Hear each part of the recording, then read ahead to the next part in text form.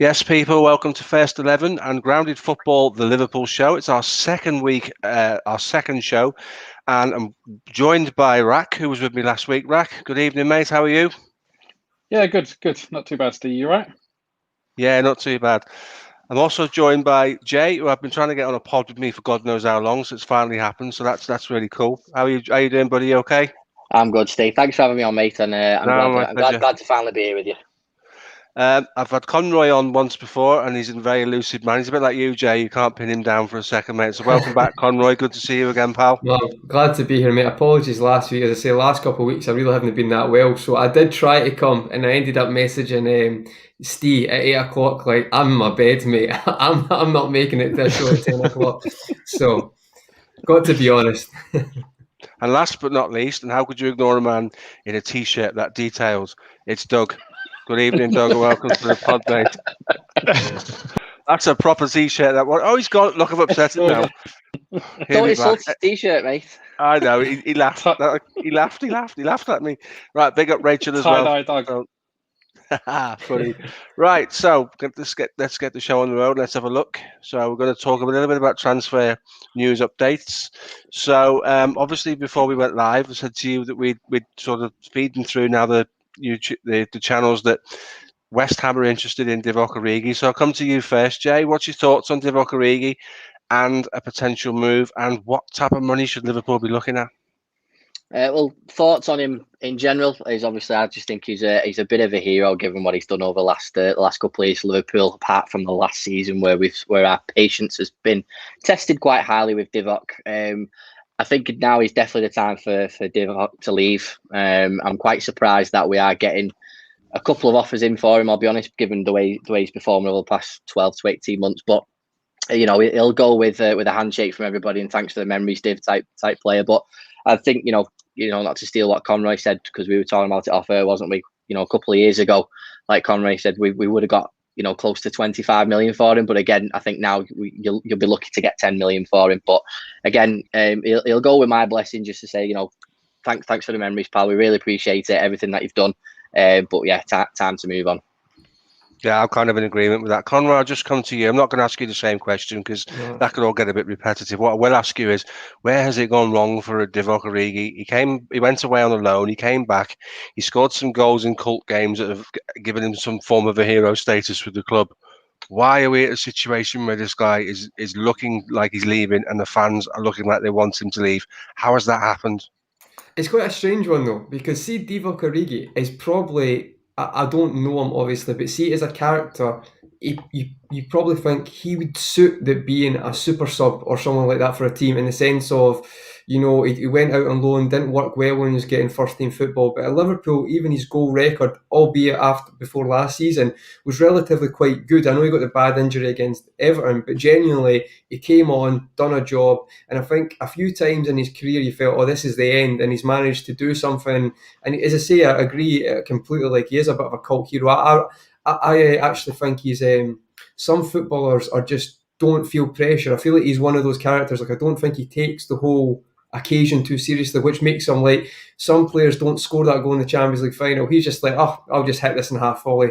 If I scuff it, don't care. I'm just going to do it. He seems to, he's got that kind of, not nonchalance, but he doesn't maybe feel pressure. But for me, Origi, I'm always a bit baffled, is like, do people remember how big Origi was hyped up when he was at Belgium? Yeah. I think people forget that we're talking about Doku right now, who's decent, good dribbler, decent, very raw, loads of potential, not even close. Like, Pedri's 18 and Doku's about the same age. That's the difference, the type of player. One's potential, one's already a superstar.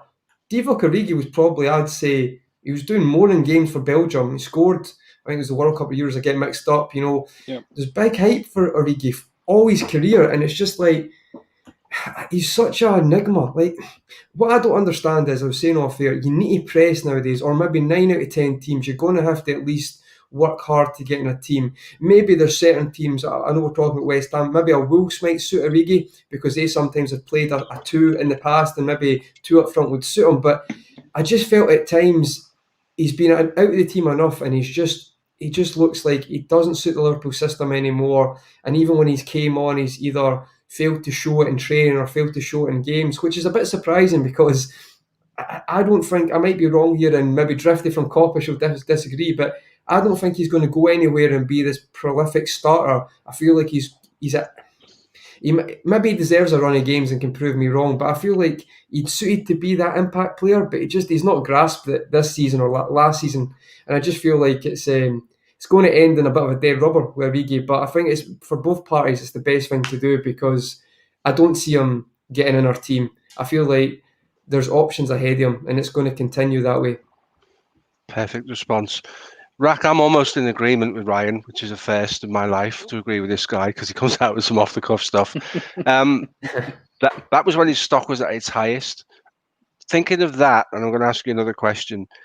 Are Liverpool missing a trick letting a play like Origi leave? And I'm playing devil's advocate, and I'll tell you why. Because how many centre forwards are going to settle for 9 minutes every week as a cameo role without upsetting the apple cart and getting on the boss's nerves and knocking on his door all the time and that stuff? So basically, should we be concerned we're not going to find another player that has the potential, doesn't have the motivation, and that's something that the club needed to work on, but had a lot of attributes to be a reasonably successful centre forward? Should we have sold him at the end of the Champions League, and are we missing a trick by allowing a player that's happy to do cameo roles leave the club? I mean, I'm not.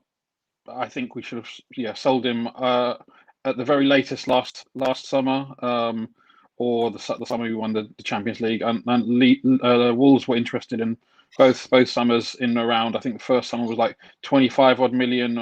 They bid 22. We wanted 25. They bid 22. I think last season was maybe something similar, a few million less. And unfortunately, that hasn't come out. That didn't go through, and I don't want to say we've been stuck with him because that's a bit disrespectful for everything he's done for the club. I always liken him, as much as Man United fans hate to admit it, I liken him to our Ole Gunnar Solskjaer because he played that kind of role. I was on a panel once and they swore that Ole was in a different league to him, but not for me. But Ole Gunnar Solskjaer was happy with that. Like, I think he embraced that. I feel like Origi doesn't embrace that at all. And there's something to be said for players like that. Origi's an enigma. He'll end up leaving and scoring 30 goals for a team. He is like that. He's very unpredictable as a player. You can never read him. He's strange. Yeah. I mean, he's got talent, but again, I think it's one of those things. There's always other players out there, and we'll find either a young player who's hugely motivated, who maybe thinks that he can, earn a place given limited number of minutes and work his way into the team, or maybe somebody else. But there's always other players out there, so I don't think we should be worried about finding someone else. We're Liverpool. We'll find someone for sure. That leads me back to you, Jay, and Velvishan's comment there about I think we should give Teo a 1 year chance as a one to replace Origi as a backup striker. Now it's taken us 6 years to get this guy a work permit, and it's taken me 6 years to get his name right as well. I don't think that was a pretty good effort, to be fair, Steve. I'm pretty pleased with that. You know what? I'll be buzzing when we close. Sit there. Yes, I got it right. So looking at this, were you saying it in the mirror? Were you saying it to the mirror to yourself yesterday night? Yeah. I had the piece of paper with it. Have you seen where they put the pronunciations and they sound like something to help them do it? So joking aside, Jay. Yeah. Jay, would you go with that? Would you give him a chance? The guy's an absolute unit, isn't he? He's massive, mate. You see the photographs of him in pre-season. You're like, Jesus Christ, can he play centre half? He might have to at some point. You never know. Touch wood, that doesn't happen again. Don't say that, mate. Jay, come on. Don't put that in there. I touch wood. I'm touching it as well, mate. I think he'll definitely be given a chance, mate. It's been that long now since he's been able to play a game for and kick a ball. So we're definitely going to see him in pre-season. I think that's 100% nailed on. I think Klopp's talked about it already, so I think that's definitely going to happen. And maybe, obviously, I know there's a clamouring for us to get a more of a Jota like signing up front, who's going to be a nailed on sort of like starter, or in and out of the team in terms of like play 1 week, play the next week, don't play the next week. But in terms of replacement for Origi, this might be the Origi replacement, where you're not expecting too much from the player, and if he plays and he does really well, then great. But it's always exciting to see a player like that, because there has been good talk about him over the last 6 years, and all that sounds really, really stupid, and he has been a bit of a forgotten man. But it's good for him, and he'll be quite motivated by it as well. And it's great that the club have stuck by it as well, because there's been plenty of times in the past where with with permits and stuff like that, that they've just gone and they've never seen the light of day. So yeah, it's exciting to see a nice big man mounting up front, old school Jan Koller style player. For those of that are old enough to remember that player. I remember Jan Koller, all Coller's 6'7" of him. Absolute He was baller, a Collar. beast, wasn't he? Barosh, yeah, very Tell good. you what, guys, if it does turn out to be his breakout season, not many professionals can have a breakout season in the 7th year at the club, can they? So that's an interesting one. Just going to Rachel's comment. Ollie was a better player and a far bigger role in the squad than Origi. I am inclined to agree with that. I agree with that. His level of consistency over the years in terms of that role and what he did. Listen, Man United were winning everything. We want to win everything. When you get to that situation, you'd be surprised how accommodating players can be rather than leaving the club. Just gonna he scored 4 goals though. He came on and scored 4 goals. You've got to give him credit for that. Come on, guys, that's unbelievable. I also agree with this. Their fans have forgotten because they hate him as a manager because it's just not happening for them. But also, like goals per minute, I think they're not too far apart. So no, yeah, the thing is that people said about Ollie, but he never nailed down a first. He was at United for God knows how long, 10 years. Never nailed down the striker starting spot. So exactly. He embraced it, didn't he? Right, like he chose to look at it like the half full thing. People are different. You always get the Liverpool haters coming on, don't you? If he sends out that one, thanks for that, Jay, by the way, and then he follows up with this one. All I would say is, remember the last time we visited your backyard? That went well for you, didn't it? So I would just say this: no one remembers the lit; they remember the trophies. So it's like someone's trying to tell me about the Euros. Like no one actually goes through the roots. It's just about the trophy at the end of the day. So you say that if you want, but you count trophies. No one counts anything else. That's how it works. That's unfortunately that's society. Exactly right. Welcome back, Doug. Just in time for me to ask you a question, pal. Once again, a move for Nat Phillips has made it onto social media today. With I think it's Brighton this time preparing a bid for him. Thoughts on the Nat Phillips situation? Personally, I think he should make the choice whether he leaves or whether he stays because of what he did last year. I can make an argument for both, but I'd like to hear what you've got to say. As far as I'm concerned with Nat Phillips, I feel he stepped up to the plate last season at a time where we really, really needed people to step up. And I would be happy if he stayed, but I wouldn't be against if he left. I think Brighton is a very good club to go to as well, considering that they've just sold Ben White for £50 million to Arsenal, which is mind-blowing. But Nat Phillips is a good replacement for Ben White. I don't think he's a replacement for Ben White. I'm going to say that right away. I don't think Nat Phillips is good enough in the ball to be Ben White's replacement. I think it'll be him and someone else. I think Nat Phillips is great, but the way Potter likes to play, you've got to be... He's decent in the ball, Phillips. I'm not a hater on him, but like Ben White's brilliant on the ball. But then you can maybe argue, Doug, you could say, look at Dan Burn. I didn't think he was very good on the ball and he's improved. But I could see Nat Phillips being brought in to improve his feetwork and then maybe 50 million, so say 15 for Phillips. They might use the rest of that on another centre-half. I'm only saying it because I think everything starts from the back with Potter, so I could see him. Phillips would be a great addition as well. I think he'll start, but I just think he might have... I think I can see Brighton have already got a choice to replace Ben White, and it might be Phillips and someone else, only because of if you watch, I've been watching it. If Ryan's watching, he loves Graham Potter as well, and I'm actually a big Graham Potter lover. I think the guy's magnificent, like his tactics and stuff.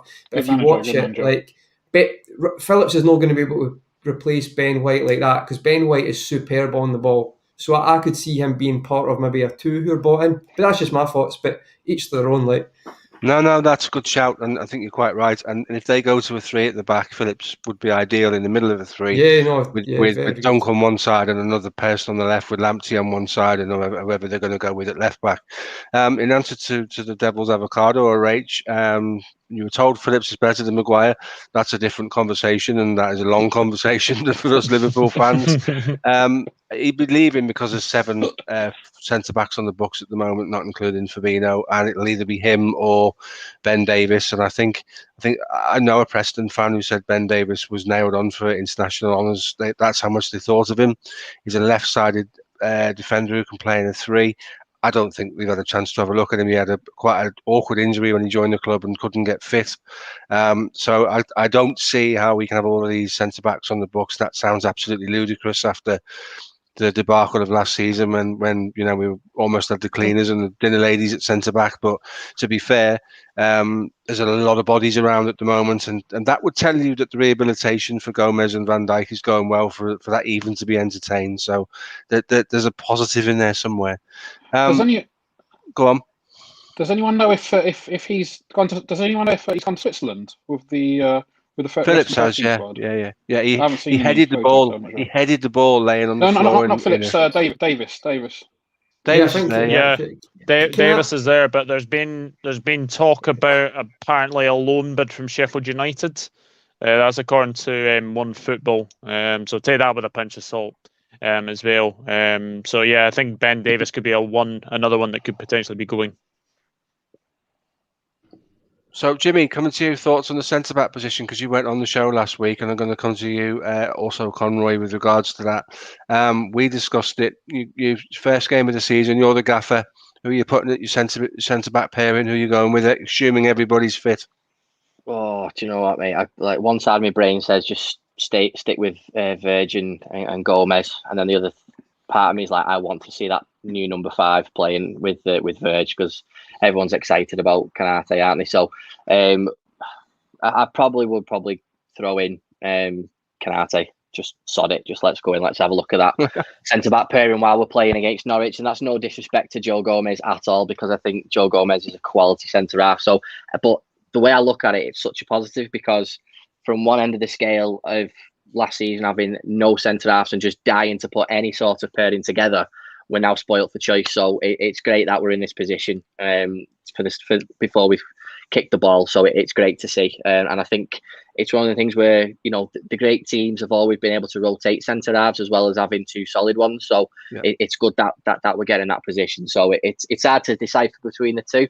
It's a flip of a coin, and I'll be happy if Gomez starts. I'll be happy if Kanate starts. And the way Joe Matip's playing like fucking Ronaldinho, he can start for me. No, to be honest, mate, yeah. I think Yes. Joe Matip's still clear as the second best centre back in that team, without a doubt. On performance wise, it's just injuries with Matip. That's the problem, is it? That's his issue. Yeah. He can't. But can't I'm telling you right now, he'll start Matip over Gomez and Kanate 100%, because Joe Matip, every time you ask him to play, performs. Whereas I get it. We love the hype. I get it, right? I'm excited for Kanate as well. But I'm probably like, yes, he's a unit, right? But Virgil van Dijk's not a unit, but he's a colossus because he's an unbelievable centre back. Like, I just think like Kanate has to prove to me. Gomez has already proved to me that he's good. Joe Matip's proved to me he's great. And Kanate's going to have to do the same. Let's be honest. Not him, but if you looked at Leipzig's defenders, and I know Kanate didn't play that game, but there was a lot of hype about them in that game, and I was thoroughly disappointed. I thought they were very poor. I'm not saying Kanate is going to be that. I just don't think he's the finished article yet. And I know we want the hype train, and that's great, but yeah, stick with what you know, mate. Completely you earn your stripes, and people are very quick at throwing people not under the bus. That's the wrong way, but like Kanate's got a lot to do before he even gets near Joe Gomez, in my opinion. But like I might be wrong there. But I'm more loyal to players who've showed me, because there's been a lot of players who come into the Premier League, especially in the last 5 years. All you hear is hype, and then they're away the next again season. Maybe not with Liverpool, but I just think you need to earn your credit in the bank. And I just feel like, if you were asking my team right now, I don't even think Kanate can do anything. He might do something in training before, but I still think it'll be Matip or Gomez who start, because I just think, I don't know why people forget how good Joe Matip was when we won the Champions League. Exactly, It was like a different level. But because his maybe face doesn't fit, he's a bit of an odd, out of context Joe Matip character. It doesn't look as cool, but I think he's brilliant. And I just, Kanate will be amazing. And you talk about depth, but even if you talk about like last season, you need options, but also if you want to compete in all the cups as well. To me, I'm desperate to keep Nat Phillips, because Burnley away becomes a lot easier with Nat Phillips.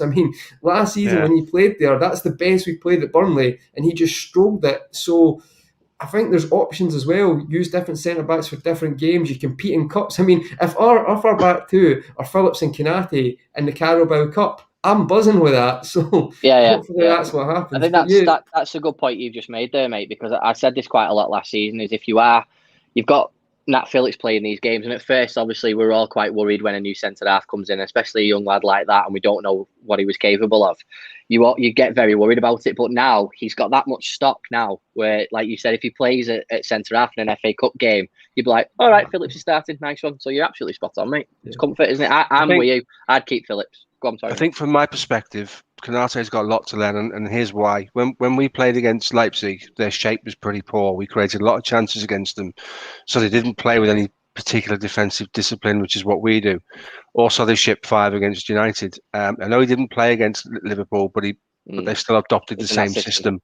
Yeah. So my worry would be, this isn't the Bundesliga. Every single game is played at 110 miles an hour. He's got a system to learn. He's got a role to learn. He's got to learn to play alongside the centre backs. We saw with Fabinho, who came on against Arsenal and got rinsed, and they took him out of the equation for a good 6 weeks while he settled down with the system. It took Andy Robbo 6 months to get into the squad, even to the point where he went and knocked on the manager's door and said, look, have I got a future here? You have to give these guys an opportunity to grow into the team. If you don't do that, you stand to do more damage than good by just chucking him in there and saying, right, this is Norwich's birthday party. They're back in the Premier League. They're playing Liverpool. All the stars are aligned for them. This is not a game Norwich expect to win, so they'll do what Leeds did. They will relax and they will just play football. That could be a difficult game. We saw Leeds score 3 times at Anfield on the opening day of the season. So I think what we need to do is move towards what we know and what we trust. So I kind of go with Jay on that comment early on. But don't make no mistake, this guy's a unit. He's as quick as Gomez and he's as big as Van Dijk. So it's an interesting combination, that. So we just need to make sure that the muscle injuries that he has had, and he's had a few, are rehabilitated properly. But that could be his diet. That could be anything at all. Before we move on, I left this question on because I want Doug to answer this one. What do you think is what question for the panel? What do you think will be our best formation in Europe?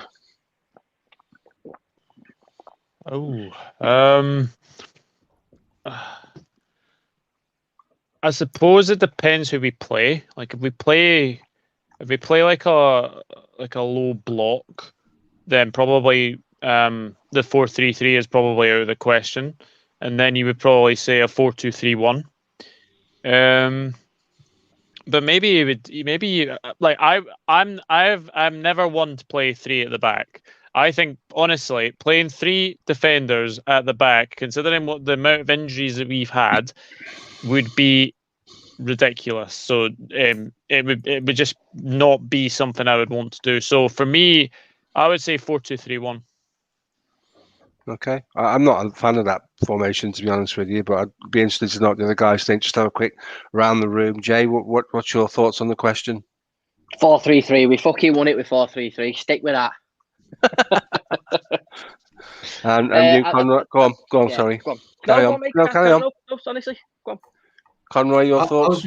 See, the thing is, I don't like when people say a free is what do you call it? Like, it's because you can't defend. Like, but there's some great managers who adopt a free, but they've done it for a very long time. Conte, Tuchel, to be fair, is quite surprised me as well. But I'd say, like, if you look at what Conte's done with Inter and stuff like in Chelsea, he's like your blueprint of how to do it. But that's how those managers, they know how to. It's not necessarily defensive, but it's like they play from that. You can't just click your fingers and you turn it into 3-5-2 because you can look embarrassed actually because if you don't get the half spaces right, it can be quite embarrassing. And that's how some teams have tried it. For example, France, Euros tried it. We'll just try a 3-5-2 because we've not got a left back, and then look what happened. For me, I actually agree with Doug, but only in the sense of I know Roberto Firmino's Jurgen Klopp's son, and he will play. So this depends on what will happen for me. Is like Bobby's not a number 9 anymore. He's never been a number 9, but I've been for 5 months in the camp before even the Twitter was saying it. Liverpool need a number 9, need to evolve. Yes, it worked great with Bobby dropping in, but it's not working anymore.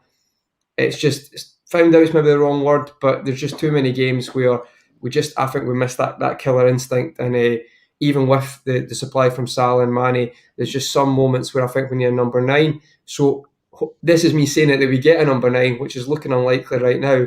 I would have a 4-2-3-1 with Bobby in the 10 because that's where I think he has to play now on. You can say what he's want, but bang average strikers finish the chances he missed last year. And you're Correct. not going to, 9 times out of 10, you don't get in the Champions League with the finishing in that season. There is no way. You can say you deserve it in the season, I get that, but there's just so many things went away. Alisson literally scored a last minute goal against West Brom. That never happens again. But it looks like we're just going to play the same record this season, and it's going to be copy and paste tweets from last season saying the same things because we've not got someone up front.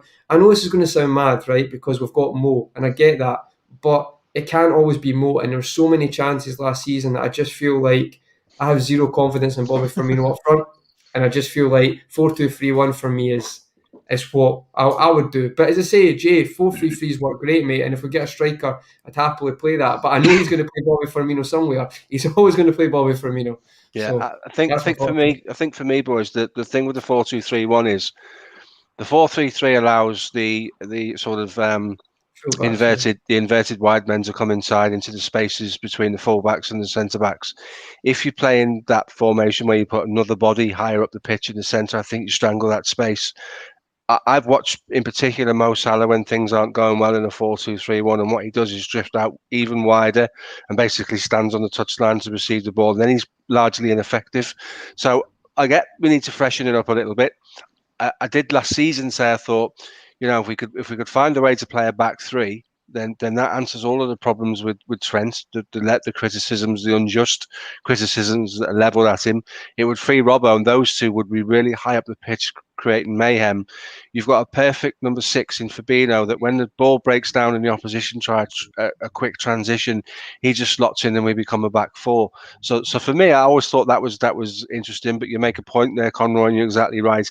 You can't just change that overnight. That's a tried and tested formula over the years, and managers do it or managers don't. It's not kind of something you can just maybe adapt something to. we could look to in the future, Steve, definitely. Yeah. But it's like you're not going to try that first day. Like you'd have to be, I think, working on that it's a fair point, because it can be so effective. But I think Jurgen Klopp might say, if I can have a 4-3-3 and get the fullbacks that effective with an extra midfielder, he might look at it as that works better because it's actually a less man. But I do get what you're saying, because you could be rock solid at the back, and then your fullbacks, as you say, Trent's got the protection. It's great to have that option, though. It really is, because it'll be interesting to see what happens. It will be, because maybe that's something he's considering. Maybe that's why he wants to keep a few extra centre backs. It's Possibly. a good shout, Steve. I think the Ben Davies thing with him being a totally left-sided and played in a 3 at Preston North End, and don't get it twisted, me thinking that playing in a 3 at Preston North End means you can go and play as a 3 away at Barcelona or something like that. Obviously, there's a difference in terms of the quality of who you're playing with and who you're playing against. But I'd like to see that. I'd like to see those two guys, Robertson and Trent, pushed up really have further up the pitch, where there's an opportunity for those guys to really capitalise. Rack, there's a question on screen. Just interested for you to get your thoughts on that, please, pal. That's a great question. Which players do you think will be best for low block teams? It's a difficult one to answer. I mean, for me, I mean, just in terms of the formation, 4-3-3 is the one to go with, because that's the tried and trusted system. Most of our players, of our first choice 11 of our best players, are most familiar with that, and that's who I also use to get, whether it be attacking teams or low block teams. They've proved it. Obviously, there may be some tweaks. If a Saul comes in, it'll be interesting to see how and where he would slot in.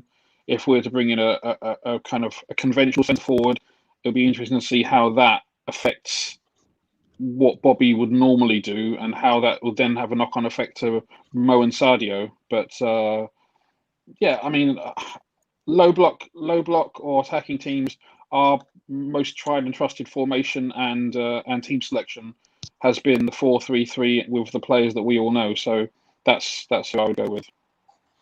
Is an interesting comment by Velvershan. A lot is said about Thiago being able to play further up the pitch. If you look at Thiago's career at Bayern Munich, he was the deepest of their midfielders. He was the guy that sat in front of the back four, got the ball, was given the ball by Goretzka, looked for a forward pass, didn't necessarily create assists or chances. What he did was pick out the likes of Muller and people like that in space, and then they created the assist. I don't think Thiago is suited to playing in front of a back four that's camped. I don't think that helps him. I don't think that's his game at all. I think I have to be honest with you. Thiago's had an indifferent season. He would never have expected to play in the team he played in. He would never have expected to play on the stretch. And he's probably our least effective midfielder when running back towards your own goal. Too many yellow cards, too many rash challenges, the penalties, and the things that he's given away. If we do sign, let's fantasize that Sounders signs next week. I think Thiago's game time becomes more limited because I think Sal is a direct replacement for the Ronaldo position, personally speaking, and we'll get that thought from you guys in a minute. I just wanted to just put that out there because there's a Thiago comment in there. Conroy, you look like you're going to say something. What's your thoughts on Thiago in a more advanced position? I'm not. I've never been a Thiago fanboy. I'm just honest about it. I actually think towards the end of the season, though, I thought he looked really sharp. I thought he switched to Robertson more than Trent, especially being on that side. He looked quite confident in maybe the last 10 games, and I actually think he was getting quite used to it. I think it'd be a mistake to stop playing him now because I feel like he's, by hook or by crook, he's got used to the league, and maybe obviously at times, I get it, he's actually very good at pressing, but we talk about Fabinho taking 3 months. Thiago didn't, he obviously was injured, but he didn't have that luxury because he had to just get put in the firing line. And I know some players are like, he's a world-class midfielder, he should be able to do that, but that's not the case because Fabinho's probably one of the best DMs in the world, and he looked out his depth for 3 months. Like Liverpool were like, this guy's never going to hack it, and he did. So you said the same with Robbo as well. I think Robbo for me was more his defensive position was not how Klopp wanted to play, but it's just like for me, I think Thiago, I've been quite critical of him, but I actually think the last 10 games he really came into his own, and I feel like he's decent at breaking low blocks with early ball wide, but when you see when Liverpool want to counter attack as well, or even I say a counter attack, but like you're catching him on a fast break, I think especially with the fullbacks, his passing range. I'm telling you right now, I think he'll get in the team of the year this season, or I think he'll have a great season. I think he's too good not to, and I just think the team will be back, the players will be back, and I just think it'll work out. I can't see anything but that, and if it doesn't happen, fair enough. But I just think that's him at his first season, and I think he'll be good now. Van Dijk's back, Gomez is going to be back. Forget a few additions as well. Jota, you forget as well. Jota was brilliant, and there's more attacking options, and hopefully get a striker. I think Thiago will be brilliant, to be honest. And fair enough if you disagree, but I've not been his biggest fan, but I just think he'll come good. I really do. So whilst you're in the chair, go on. Go on, mate. Yeah, I agree with what he said there because like it was an indifferent season. When you lose your centre halves, your wing backs can't play the same way. It's a domino effect, isn't it? Thiago's had to do a different job, and like I said, the last third of that season, the whole team was much better. And you talked about assists before, Steve. I'm a big fan of the NHL. And when a player scores, they always credit 2 players with the assists. Yeah. Not necessarily the first assist; it's the previous one before. I think that gets lost in football. And I know it was a bit of a debate the other week, wasn't it, with a few professionals about what's more important, the goal or the assist. Iniesta pass, I call that the Iniesta pass. Yeah. But you need the assist for the assist, and Xabi Alonso was really, really good at that as well. He would basically play that ball that would lead to the assist to the goal, which was the easier pass. It can be a tapping, but the ball from 50 yards is the one. So Thiago is that player for us at the minute. He is the whole quote unquote quarterback, isn't he, at the minute? And I mean, for a lad his size and the amount of headers he wins is amazing for the start. I think that's just incredible. But he's so creative in the way he sees passes that we just don't see. Do you know what I mean? Like, I mean, you talk about the Henderson disallowed goal. The ball to Mane at Goodison Park was just incredible. None of us saw that, and it was like Jesus Christ. So I do think he has got a place in midfield. I think I'm not one to fantasize about players that we don't have yet. I'm more of we've got Fabinho, Henderson, and Thiago. That's our midfield 3 type thing. So go on. Sorry, mate. Go on. So I'm going to just play devil's advocate for a minute. This is not necessarily my thoughts, but I'm going to play devil's advocate because you two make really compelling points there, and I feel the need to do a bit of DA. So we're going to change the shape of our team, and mostly last season, Ronaldo and Fabinho sat a little deeper. It was almost a double pivot, without being a proper double pivot, with a little bit more license for Thiago in front, but he was never really a 10, and he played sort of somewhere in and around a static 8 role for me. He wasn't box to box. He was kind of the guy that orchestrated it from the middle of the pitch. So you make the points about bringing the centre halves back. Liverpool will play 30 yards further up the pitch next season, and they'll do what they did the year they won the title, where they'll allow the pace of the central defenders and VAR, funnily enough, to deal with the balls over the top and players getting in behind us. What that would do. That'd be great fun for the heart rate. That'll be great. Well, We all love that's that. do you know what? That's a genuine That's what tactic we do. that helped us when we played No, like that. I know, mate, but it's still, it's hard. Just it's hard to switch that off. You're like, oh, Oh, not every time. I know. It's hard. I know. It's heartbreak, especially when they don't flag till it puts the ball in the net. I can't live with that. It was a Super League final. It was the first time they'd done that. Like they let it go and then they put the flag up after against Chelsea. And I remember they kept doing it, and I was like, this is horrendous. Yeah, But, we all age about 10 years during one game. Yeah. So the point for me being is, if we have a slight change in shape and we stick with two sitters, and Henderson's a sitter or a recycler, as we know, and Fabinho is a shield for the back four, then you have to play Thiago a little bit further forward. Does anybody in the lobby disagree that Thiago hasn't got the physical attributes to do what Wijnaldum did? Does anybody think that he can do that? Because I personally don't think he can. I think it's too physical a role for him to play there. I don't think that he would be doing the same role, though. I think that it will be an evolution of that role. So he wouldn't need to necessarily run around and close people down as much. In a way, the fact that he can keep possession and he's comfortable on the ball, probably more so than Ginny, can use the ball better than Ginny, means that we'll probably be able to keep possession better as a team and hopefully create better consequently. Obviously, when we lose the ball, which we will, he's not going to be as reliable. But I think, again, it's more of an evolution of the team, and it's more of us, even more so, wanting to keep the ball more as opposed to give it to the opposition. That's when we can do our damage. Rack's right, because that would remind me of 13-14 Liverpool when we had the front four in a diamond. And we had that pivoting midfield. We had Coutinho on one side, and Sterling and Sturridge on Suarez, and it was alternating, and it worked really, really well. And then obviously when it was 17-18, and we had the old school Fab Four, as it was called, that worked really, really well again with two midfielders behind them. So it has worked in the past with those types before we got Wijnaldum under Klopp. Yeah. And under obviously previous manager as well. So it has been done with Liverpool sides. So I do think he can make it part of his game because he knows he's got that protection from, two pairings, if you like, behind him. So I do think it's possible. It's exciting to think about, though.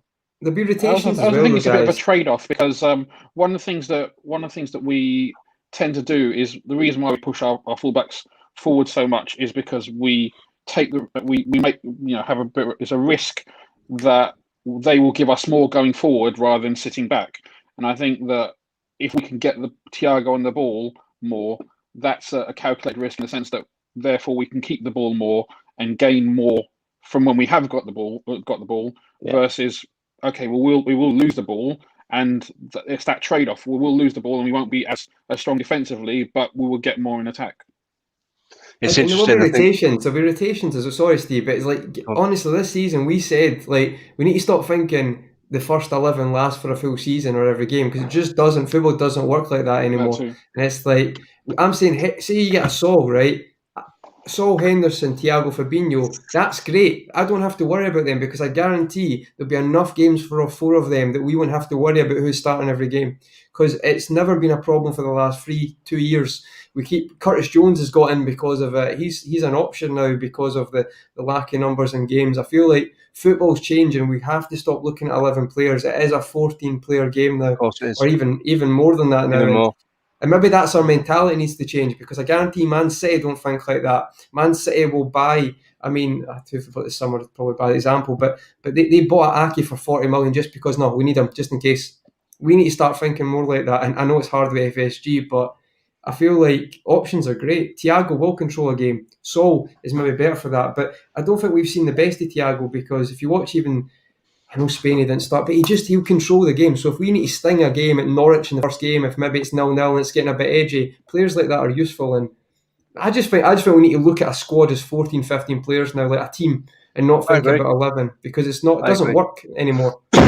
I agree, and I think that the problem with the only problem we have there is we can't rely on Cater and the Ox, can we, to be part of that midfield sort of Hawks might be conundrum. a false nine now, Steve, mate. He looks like he could be a He false does nine it after the every year. He pre-season. turns up I for know. pre-season. He has his hair dyed. It's the straps. Scores loads of worldies, and then 2 weeks into the season, he's out for 6 weeks. Do you know what? I absolutely loved that player. Before he did his knee in the Champions I League, love he him as was the well. A soft spot for him, mate. I've got the he time was the for first Ox. name on the team sheet. He was picking the ball up and driving at people, and he was Yeah. causing murder.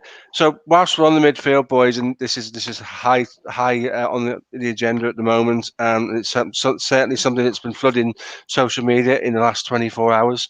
The Jordan Henderson contract update, just to sort of lay the ground before I come to you guys. That contract's up for renewal in 2023. Jordan Henderson will be 33 years old when that contract comes up for renewal. So we'll find ourselves in the position we would have found ourselves in with Wijnaldum had we given him the recent contract renewal. So coming to you first, Doug, the Henderson situation. 2023 is a long way away, isn't it? But it wouldn't be the most FSG thing in the world to do to not give him a contract, would it? I was devastated to hear this. I think I think people need to calm down on like social media. Like Twitter has just gone off today. I've kind of tried to stay off it at least, but I'll tell you something. If we lose Jordan Henderson, you lose a leader, someone who can obviously command our team. We really missed Henderson last season. We miss his driving runs in midfield.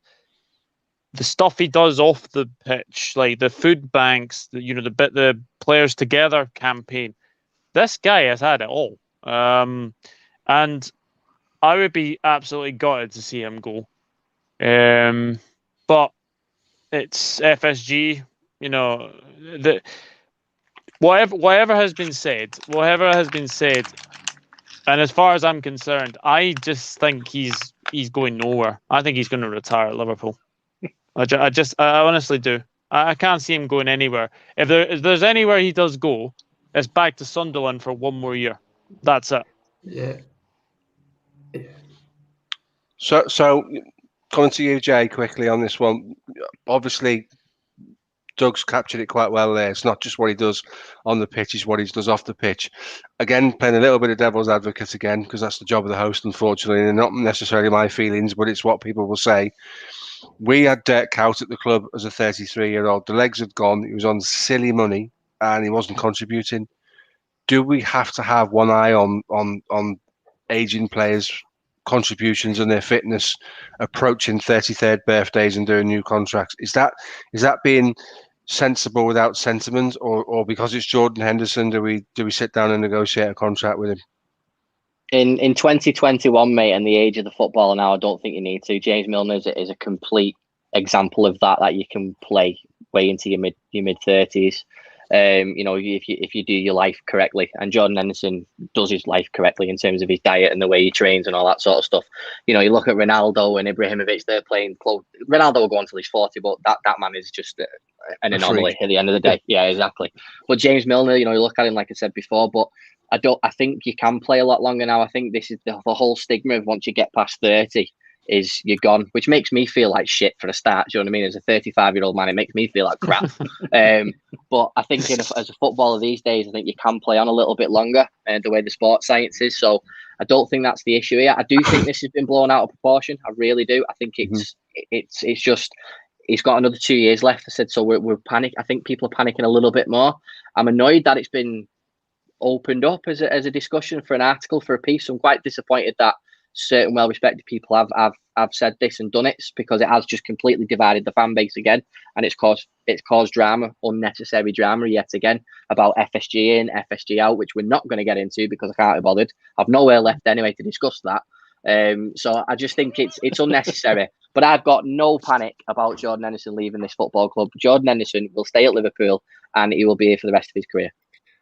I agree completely. I don't see. I've got to be honest. It was like, what news when I looked at my phone? Like, what is the news? Like, this is not news. Like, 2 years left in his deal. even if you want to say you don't go chucking free deals out, well, Milner's had a few extensions. If that's maybe how they want the club to have done it, then that might be happening. It could maybe be next year he gets a 2-year deal, or he just gets a 1-year extension. But let's be perfectly honest, guys, right? Look at you're going to look at James Milner. That is surely that not just the starter for 10 that we've used. So I don't why if that's happened to James Milner, why are they suddenly going to change it for Jordan Henderson, who's you say a leader. I actually think people sleep on Jordan Henderson's technical ability. I'm not saying he's De Bruyne or anything like that, but I do think he's much better technically than people actually give him credit for. Talk about big games. People just, it doesn't suit the agenda. Jordan Henderson, Man City, 3-0 at Anfield, he gets the cross to make it 3-0. Like, that's him driving down the line. Chelsea, 2-0 when we won the Champions League that season, when Salah scores that screaming, when it was 1-0. But who made it 1-0? Jordan Henderson crossed to Mane. It's like people just like to forget these big moments sometimes, and it's like, don't get me started on his win percentage. If that doesn't show you the common denominator of Jordan Henderson, like Liverpool barely lose when he plays and they lose a lot when he doesn't. It's that simple. And I actually think people like to move the goalposts with Henderson. I just think he's phenomenal, and he'll be there. Look at Milner. Milner's 35, and if he's even half as fit as James Milner, he'll be able to work. And it's like, I don't think we need to start talking about, oh, he's great for the club and that's why he gets a contract. No, I think he gets a contract because he's still able to play like James Milner. And because there's James Milner, I don't know why people are panicking that FSG are just going to sell him, because I'll be perfectly honest, staying at Liverpool is better for Liverpool and it's better for Henderson. I mean, Jordan Henderson doesn't want to leave Liverpool either, and it's like, it's a whole lot of nothing. I'm not going to lose sleep over it. And to be honest, it must have been a quiet day at the news today for this. Yeah, it's a non-story, isn't it? I think it's well. The problem is that it seems like it's come from Henderson's side, the leak, and the issue is that apparently he's looking for a new contract because he doesn't want to go into the last 2 years of his contract with this uncertainty. That's what I read. And so he's looking for an extension, and if he doesn't get an extension, or they're not close to getting an extension, then he is potentially looking to leave this summer. Now, look, I can't see FSG or anyone at the club sanctioning the move. I can't see them wanting to go. I mean, he's been really, really good for us. He's been great for us. I don't think anyone can realistically deny that. But he's obviously had some injury issues, and those injury issues may, I think it's right to be wary of that. And I think an extension is definitely in order. And it's just one of those things. Like, if it is coming from him, that is more concerning. But then the other thing is, we're only going to really know how his injuries are going to pan out over the next 2 years by having him play for Liverpool. Because it'll be suicide from anybody at the club to want to sell Henderson. I think that would be the wrong move. But at the same time, you need to also think about when he hits 33, 34, everyone's different. So obviously Milner's built he's a tank. But in terms of injury history, Henderson's injury history hasn't been as complete as Milner's, for example. I mean, I don't know if Milner's ever had a serious injury. I know Hendo had that plantar fasciitis thing with his foot and stuff like that. So, and obviously the last season wasn't good. It depends. The club, the people who best know his medical history are the people at the club. But I can't see them wanting to get rid of him, certainly before the 2 years are up. But even that, Rack, do you not think they've learnt their lessons from the Gerrard situation with Rodgers? Is what they'll do is, if he's obviously still, even Henderson for half. Henderson's never been a diva in the sense of, I need to start every game, I'm the captain. Like, he's always, I think to me, he could be okay with being around the team, being a club captain and doing bits. So obviously right now that's not the case. But even when he's 33, I don't think there'll be a big deal to give him an extension to his 34, and then maybe even if he is 33, the injuries are more apparent. I would think that the club has learned their lessons and would look into a coaching role type of thing for Henderson, because they've seen what happened with Gerrard. Now, I'm not saying Jordan Henderson might not want to do that. I'm not saying he will, but I could see something like that happening with James Milner, because it seems to be they're around the camp and it's very good for the unity of the team. And that's why I think they'd be stupid not to do that. For me, I think that would backfire with Gerrard. 100%. I think they want to keep him at the club, and they'll try and get him to move upstairs. And I'm pretty sure it does make sense to kind of build a team Liverpool that's surrounding the first team, whether it be in the coaching role or some other capacity. It's worked at other clubs, so that would make sense. I guess the other thing is to think about is obviously if he's on 140, 150 grand a week or something at the moment, if the club have serious concerns about his injuries, which we don't really know, I think he will certainly see out the next 2 years. But maybe moving forward, maybe that's the concern. Maybe that's why they maybe only want to give him a year extension, and other clubs do it. Only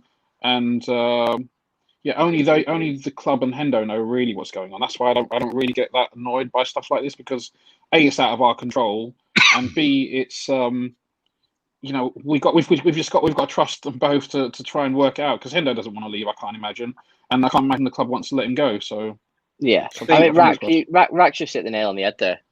It's just like, just don't worry about it, because just trust the process with Henderson. This is not like a Jota in 5 or 6 years, wanting to leave, or it's Jordan Henderson at the end of the day. There's two sides of the coin here. It's Henderson, who has been such a selfless player since he's played for our football club. He might be thinking, do you know what? I'm 31 and I know my worth to this side. Maybe I'm not on as much money as what Van Dijk is or Salah. Maybe I think I'm worth that much this football club now, and I think I've proved that over the last couple of years that I should be on a higher wage bracket. And Rack says 150k a week. Maybe he should be on more than that. I don't know. I mean, let's not get into footballers' wages, because that's a different discussion.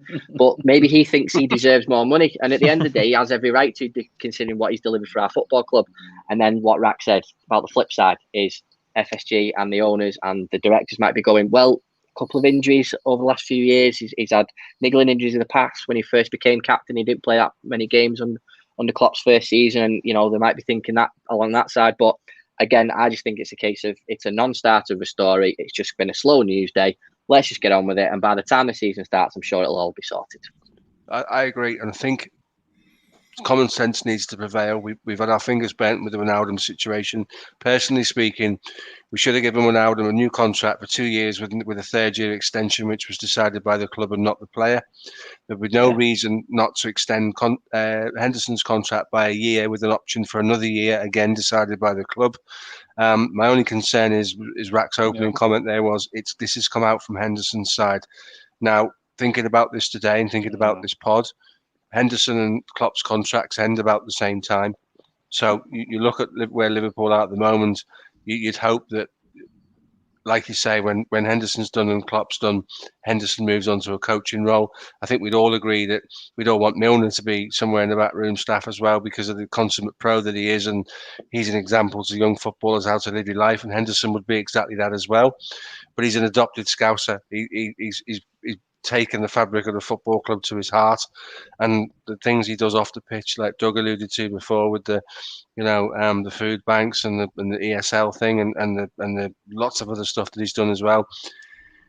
It would be wrong. He's it a would credit be morally. to the club. He's a credit He to is. the club. He is, and he's absolutely the type of thing that that Liverpool football clubs should be built around people like that, not looking for opportunities to fill up column inches.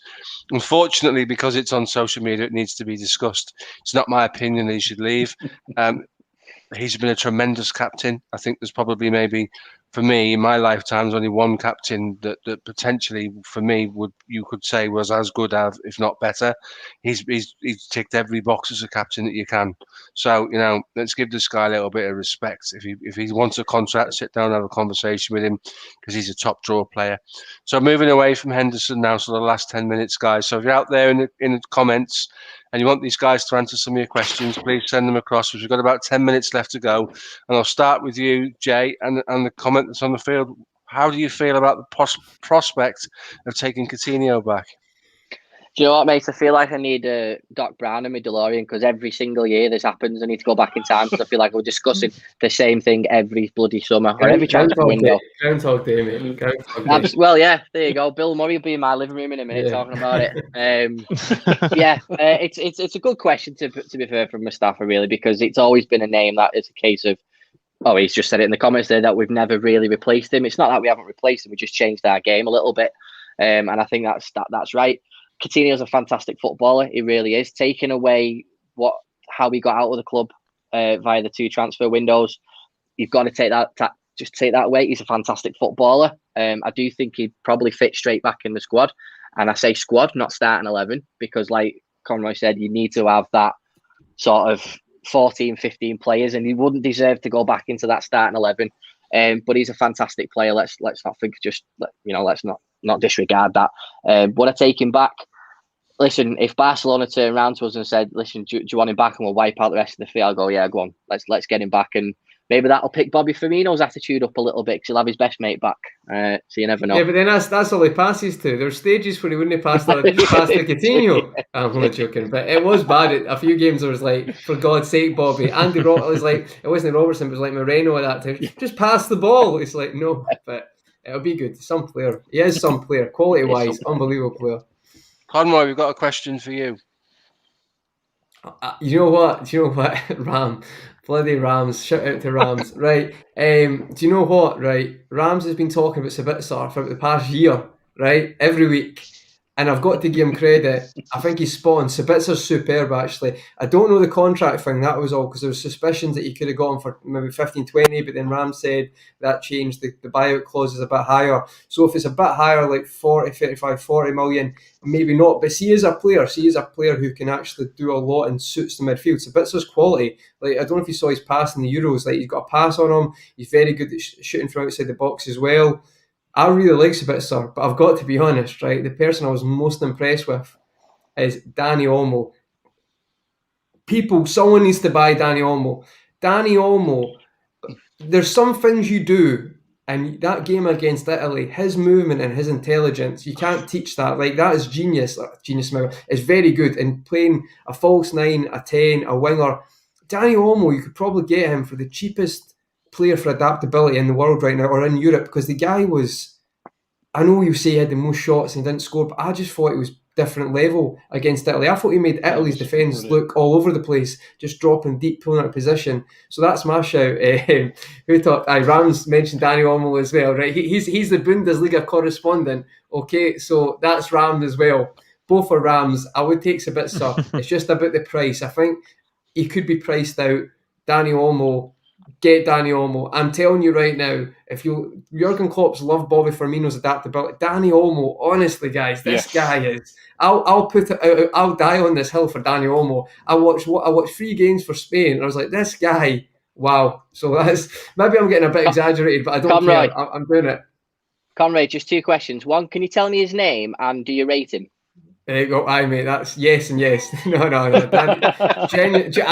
Listen, because the thing is, I didn't think he was this good, but now I was just blown away by his movement. Like, just you get it, mate. He is a very intelligent player. If it happens, right? If Leipzig sell it, I saw that game in the. Sorry, mate. I was going to say let's club together and get an Olmo shirt on the back. Yeah, definitely, mate. I'll do it for Graham. From what I saw at the Euros, if we're looking for a Bobby replacement who's young and can do all those kind of things and who's got potential to grow, he looks like the real deal. He's had also a bit of a strange path to Leipzig because he went out and played in like Eastern Europe somewhere, like the Czech Republic or something like that. Yeah, mate, he probably had to go the hard way. Yeah. He doesn't play like a Spanish player. Like, obviously, he's very intelligent and stuff. So, yeah, but I rate him. He's very good, very good. There you go. There's a question. There's someone throwing that around. Do we rate Salah better than Hazard? I think that's a very simple answer, isn't it? So Salah's numbers are absolutely insane, aren't they? When Salah's career's done, he'll be at the top table when we sit and review Premier League forwards, mate, because his numbers are insane. Effectiveness, that's football, mate. Effectiveness is football. Like, you might not like the way Raheem Sterling plays, but he scored 95 Premier League goals. So you might not be amazing in the eye, but that's not football. You know what I mean? Hazard maybe looks amazing, but just effectiveness is no near Salah. There you go. There's your Olmo story for you. Went to Zagreb. Yeah. Totally. Doug, answer that one for me. Wow. I can only think of Lothar Matthäus. first of all, for me, that's a massive compliment to Steven Gerrard to be categorised as a complete player as Lothar Matthäus, because I remember Lothar Matthäus when he was in his pomp, mate, and he was ridiculous. I think it's a compliment to Mateus, to be honest, but that's just About, I'm only joking. I love Gerrard though, so don't ask me. Gerrard do for too, me mate. is that mate. So I do too. That's a tricky question. I'm definitely not saying Luka Modric, because I know Ryan's in the chat and he'll be like, "Oh, Modric is the most complete midfielder," or something like that. So I won't say Luka Modric. I honestly can't think. I can't think of anybody. Can anyone? No. I'd say apart from tackling right now, De Bruyne is probably up there for like ability wise, shooting wise, passing wise. Like eye of a needle through balls, but maybe you'd probably say Gerrard's defensive game was better. But Yeah, De Bruyne is, innit? you need to give De Bruyne credit, because De Bruyne is like properly, he wasn't like naturally De Bruyne is gifted. brilliant. He's really worked hard to get to that stage, you know, a bit like Gerrard had to as well. I think if you sat down in front of a computer or Yeah, Weird Science, the old film where they built a woman, and you did a footballer type of thing, and you typed in all of the attributes you'd want and you pressed enter, Steven Gerrard is the player that comes up on your screen, because you could probably write 10 different attributes that a complete centre midfielder should have. And if you scored Steven Gerrard out of 10 for all of those 10 attributes, I think he gets at least a 7 for everything. In the 116th minute, he's playing right back against the fresh Serginho in the Champions League final against AC Milan. Yeah. There isn't anything that guy didn't have in his game. So it's a really, really good point made there. I saw that on social media. If you put it on there, fair enough. But Gerrard, for me, I'm a massive Kenny Dalglish fan. But in recent years, I've come to appreciate what Dalglish did at the club. Spot on. I think Steven Gerrard is a more complete, better player, because Dalglish did it with Souness alongside him. Dalglish did it with Rush alongside him. The names go on and on and on. There were times when Gerrard played alongside some dross, and we've all sat and felt the pain. But he carried. Look at that side that won against Milan. We had no right to be competing against those guys if you look at the two lineups. And in the second half, he's your man. He's your go-to man. He lifted that team. So it's a really good point. Absolutely. They need to remember the Inter game. It gets forgotten about, but I always remember the Inter Milan game. I remember watching so many games where Gerrard would just do something to save Liverpool. Like, it got to be the point now where no one shoots for Liverpool outside the box, and he's seen this guy score screamer after screamer for years. But I always remember Inter Milan game, he's like wide right, and it looks like he should cross it, and he whips it low. And I do think he means to shoot, and it hits the post and goes in. Yeah. And I think that was 16-17, because we beat them 1-0 with Torres in San Siro. I just remember thinking, this guy constantly just like turns up like for Liverpool, and it's like Mr. Liverpool, was that's grown up, it was always Mr. Liverpool. Aston Villa free kick away, just like constantly turned up, and it was like just saved us, maybe wrong, but just grabbed the game and won it. And I just don't think I've ever seen, maybe that's because I'm always watching Liverpool, but I've never seen that since, who could just constantly just grab a game and take it. Because you've probably got some technical players who are out of this world, but they maybe not just, they can go missing in some games. I just think Gerrard just had everything. Just unbelievable. I think he's Liverpool's best ever player, and I'm not going to change my mind on it. I think he's unbelievable, and that's obviously my era. I've come round to that way, I think, and I agree. And I saw a comment from Frank Lampard a couple of months ago, and he said, when we used to go to Liverpool, if Steven Gerrard was on it, you could almost forget about him because you couldn't get near him. He was too big, he was too powerful, he was too intense, and you had to write it off. You couldn't get anywhere near him. Where's the question? I want a question here. Jay, can you answer that one, please, mate? Somebody needs to put this idea that Xhaka belongs in a Liverpool shirt to bed once and for all, and you're the man to do it, fella. No, absolutely not. That doesn't happen. Next. Excellent. It'll be interesting at Roma, though. If Mourinho gets him, that will be interesting, because I do think, I'm not saying he's our level player, but I've watched Xhaka for Switzerland sometimes, and it's like a different he did well, player. didn't he? Whereas, but he has got a pass, and I feel like he'll end up being very good for one team, not our level. But I feel like there is a consistency, maybe not a consistency, but he does stuff sometimes with Arsenal and Switzerland, and you wouldn't think it was the same player with Arsenal, especially like, track and runs and stuff. So If he goes He's to not got Roma, the that'll be attitude. interesting. Yeah, His attitude his attitude stinks. So that's for me. good point. Who mate, wants good that point. one? Rack, you going to take that question for me? I mean, I'm always going to back our guy. You know, Phil, especially in that first half of the season before he left to go to Barcelona. I mean, that first half season, he was our player of the season. He was better than Mo, better than everyone else in the team. So yeah, at his peak, I'd go with Phil every day of the week.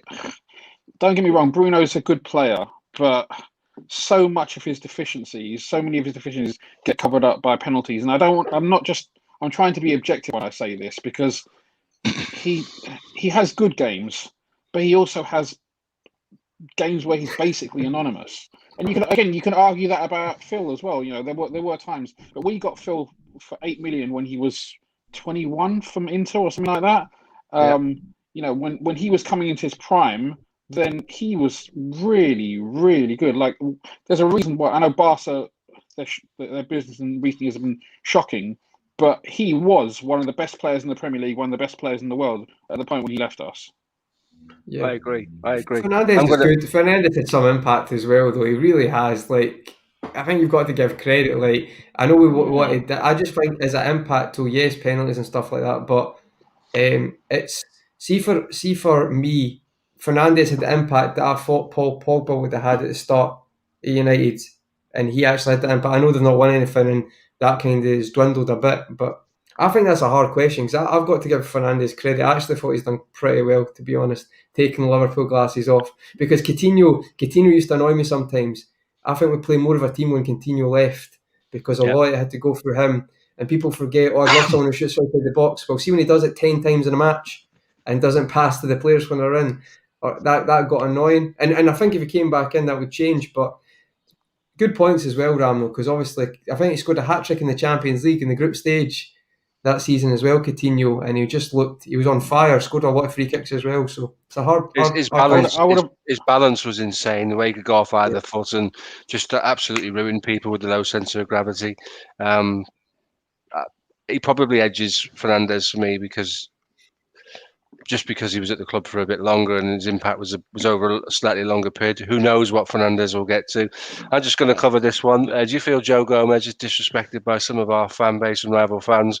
People forget how young he is for a defender. He hasn't even started to learn what it is to be a central defender yet. He's still going through his education alongside Van Dijk. He's had a broken leg, and obviously the patella tendon injury is a horror. I don't know if you guys have seen the scar on social media. It's horrendous. But there's no reason why that guy can't get back to his form. And I genuinely do believe when fit, he's the number one English centre-back and should be the first name on the team sheet for England. Does anybody in the panel think any differently?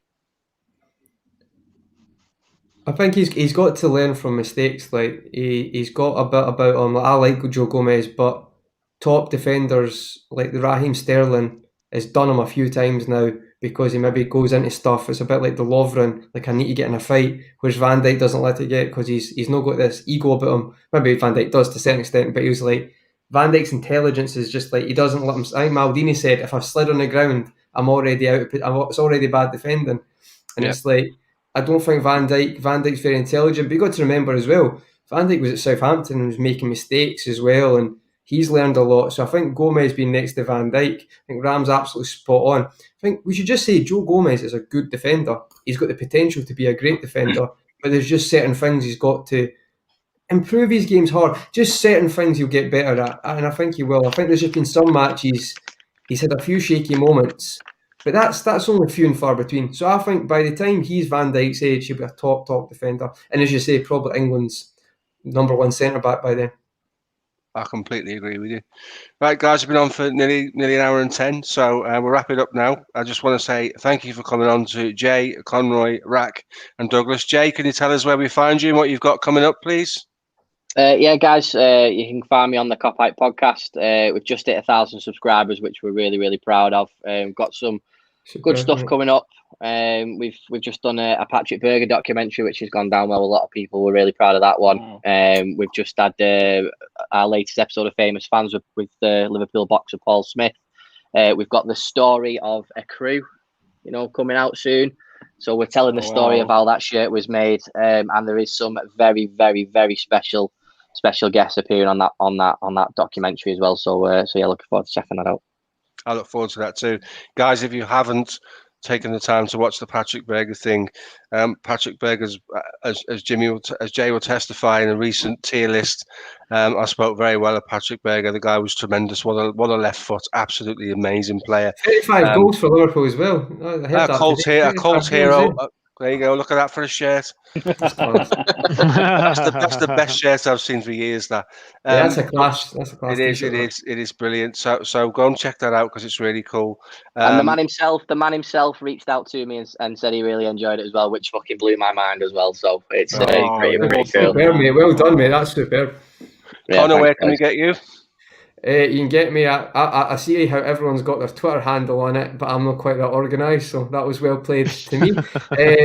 So Conroy Talks is the YouTube channel, so we just go over to that and just it's more kind of just football stuff, not as much Liverpool, just general topics, but not the Henderson stuff because I was not doing that today because I wasn't getting dragged in that rabbit hole. But so you get me there. You can also get me on Twitter, and next time I'll put the handle. It's at Conroy H on Twitter, just the letter H. So at _ Conroy H. So you'll get me there. So cheers. Oh, and again, thanks very much for coming, mate. And Rack, where can we get you? Pleasure. I'm just on Twitter. I'm not a YouTuber, so yeah, just on Twitter. I'm not a YouTuber, mate. I'm just winging it. I'm just about to go on a Twitter. You can probably catch me on Twitter Spaces usually at like 2:00 in the morning. But I'm just about to go on to one after I finish here, where it's going to be an FSG in, FSG out one. I don't know what I'm letting myself in for, but you keep getting asked to them, man. You're always at them. For those of you that don't know, he's going on with Don Hussam to talk about FSG. So that will be wild. If nothing else, that will be absolutely wild. So I'll check that out. I'll check on you in the morning, mate, and make sure you're all right. Okay. Yeah. And then, if you don't hear from me in the next 2 days, then call the police. That might well be an option. Doug, where can we get you? And tell me what you're up to at the moment, pal. Yeah, I'm doing a wee sort of a wee mini series that's chat with. I've basically been asking a fan of each Premier League club to come on and basically talk about their upcoming seasons. My episode today was actually Mick Moran from the Cop Out podcast. So big congratulations to you and Jay for 1,000 subscribers. Long time coming, I should say. It was needed to have 1K for a while, but it was great to get Mick on. Jay, I'll need to get you on at some point as well. But that's my Twitter handle, which is @enroad_1992. Always do that wrong. There we go. Instagram is Douglas Dorhorn, and you can find me on Facebook at Douglas James Horn. Okay, and then myself, obviously got my Twitter handle there and my channel, and also I've started writing for the same channel that Jay is on the podcast for. So I've had my first article published, and it was about Sauniguez. It's on my Twitter feed. If you want to find it, I'll repost it after this. It's just a little look at what we might get. Looking forward to doing a bit more writing with those guys. So for those of you in the comments, legends, every single one of you. There's some indifferent stuff in there tonight as ever, but it makes us laugh. We'll go away and think about some of the things you wrote. But you know what? These things don't work without interaction. So it's not just the guys in the panel. It's all those people out there writing the comments. So again, massive kudos to you guys for doing that. Very, very appreciative. We'll be back same time next week. Panel to be decided, but a warm thank you to all the guys who came on with me this evening. It's been a pleasure, chaps. Thanks very much. Thanks, mate. Cheers. Superb.